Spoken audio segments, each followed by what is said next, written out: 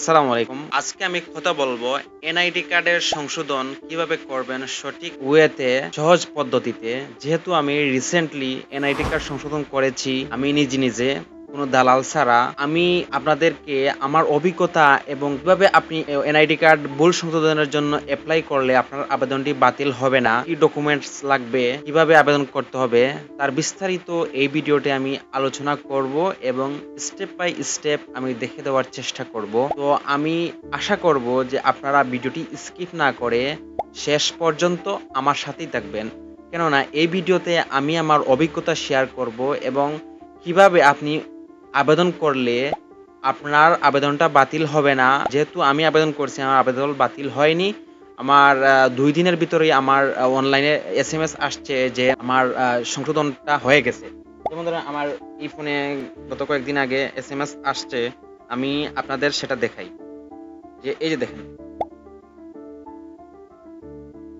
তো আশা করি দেখতেই পাচ্ছেন আমার এনআইডি কার্ডটা সংশোধন হয়ে গেছে। এখানে বলা হয়েছে পি আব্দুল মুমিন, আপনার এনআইডি সংশোধন আবেদনটি কর্তৃপক্ষ অনুমোদন করেছেন। এই সংশোধন এর কারণে যদি আপনার এনআইডি কার্ডের প্রদর্শিত তথ্য পরিবর্তন হয়ে থাকে তাহলে services.nid.gov.bd গিয়ে লগ ইন করে আপনার কার্ডটি ডাউনলোড অথবা আবেদন জমাকৃত সংশ্লিষ্ট নির্বাচন অফিস হতে কার্ডটি সংগ্রহ করুন। আমি স্টেপ বাই স্টেপ আপনাদেরকে দেখে দেওয়ার চেষ্টা করব।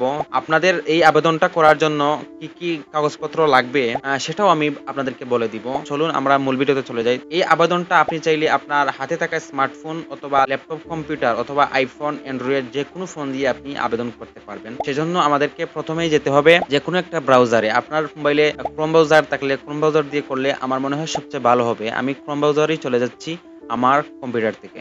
প্রথমে আমরা কম্পিউটারে গিয়ে ব্রাউজারে গিয়ে আমরা লিখব services.gov.bd, লিখে এন্টার দিব। তারপরে প্রথমেই যে ওয়েবসাইটটা আসবে সেই ওয়েবসাইটটা আমরা এখানে ক্লিক করলাম। তারপরে ওয়েবসাইটে চলে আসার পর আমাদের একটা অ্যাকাউন্ট ক্রিয়েট করে নিতে হবে। যে অ্যাকাউন্ট নেই, রেজিস্টার করুন, এখানে আমরা ক্লিক করব। ক্লিক করার পর আপনার যে বর্তমান এনআইডি কার্ডটা রয়েছে অথবা আপনার যে ফর্ম আবেদন করেছেন ভুল আছে, এরকম হলে আপনার ফোন নাম্বার এখানে দিতে পারবেন।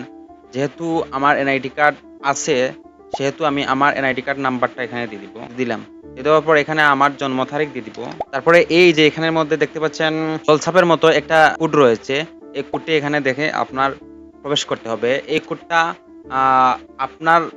আপনি যখন আবেদন করবেন তখন অন্য কোডটি থাকতে পারে। যেই কোডটি থাকবে, যেই লেখাটি থাকবে সেই লেখাটি এখানের মধ্যে আপনি লিখতে হবে। এখানে লিখতেছি, তারপরে সাবমিট এখানে আমরা ক্লিক করব। তারপরে এই যে বহাল এখানে আমরা ক্লিক করব। তারপরে যে আপনার বিভাগ সিলেক্ট করবেন, তারপর জেলা সিলেক্ট করবেন, তারপর উপজেলা সিলেক্ট করবেন, তারপর স্থায়ী ঠিকানা, বিভাগ সিলেক্ট করবেন, জেলা সিলেক্ট করবেন, উপজেলা সিলেক্ট করবেন, তারপর পরবর্তী দিবেন। এখানে আমরা ক্লিক করতে আমি আমার অন্য একটি মোবাইল নাম্বার দিয়ে দিই। তারপর ওটিপি পাঠান এখানে ক্লিক করব। এই যে আমাদের যে অ্যাকাউন্টটা ক্রিয়েট করা হয়ে গেল। তারপরে আমাদের এই যে আমাদের প্রোফাইল, বিস্তারিত প্রোফাইল এখানে ক্লিক করব। ক্লিক করার পর এই যে এডিট, আপনার সর্বশেষ সংশোধন অ্যাপ্লিকেশনটি অনুমোদন করা হয়েছে। ইতিপূর্বে আমি আরো 2 বার অ্যাপ্লিকেশন সংশোধন আমার এনআইডি কার্ডটা সংশোধন করেছি, এখানের মধ্যে দেখাচ্ছে। তারপরে এখন যদি আমি বা আপনি যে ভুলটা হয়েছে সেটা এডিট করতে চান বা সংশোধন করতে চান, তাহলে এই যে এডিট এখানে আপনি ক্লিক করবেন। কি কি ফিস লাগতে পারে এখানে বলা হয়েছে। আপনি যদি জাতীয় পরিচয়পত্র সংশোধন করাতে চান বা পুনরায় পেতে চান সেক্ষেত্রে আপনাকে নির্দিষ্ট পরিমাণ ফি প্রদান করতে হবে। সংশোধন বা পুনরায় পেতে ফি এর পরিমাণ এই লিঙ্কে, অর্থাৎ এই লিঙ্কে পাওয়া যাবে। ফি প্রদানের ন্যূনতম 30 মিনিট পর আপনি সংশোধন বা হারানোর জন্য আবেদন করতে পারবেন। ফি নিম্নোক্ত ব্যাংক এবং মোবাইল ব্যাংকিং এর মাধ্যমে, এগুলো আপনারা দেখে নেবেন, এই ব্যাংকগুলোতে মাধ্যমে টাকাটা দেওয়া যাবে।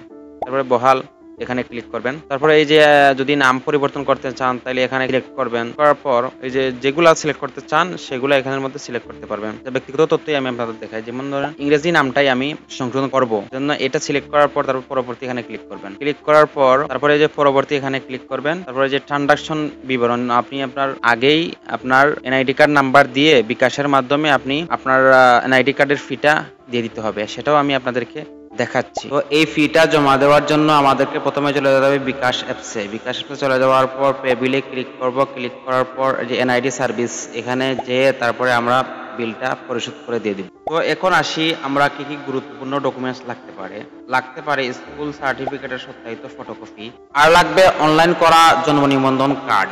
আর যদি রক্তের গ্রুপ চেঞ্জ করতে চান তাহলে রক্তের গ্রুপের টেস্টের রিপোর্ট লাগবে, এটা অথবা মাথার এনআইডি কার্ডের ফটোকপি, ইউনিয়ন পরিষদ থেকে নাগরিকত্ব সনদপত্র, যারা শহরে বসবাস করেন কমিশনারের কাছ থেকে প্রত্যয়নপত্র, জন্ম সনদের অনলাইন কপি, পিতা অথবা মাতার এনআইডি কার্ডের ফটোকপি, তারপরে জমির খাজনার রসিদ, বিদ্যুৎ বিল, গ্যাস বিল, পানি বিল ইত্যাদি বিলের কপি লাগতে পারে।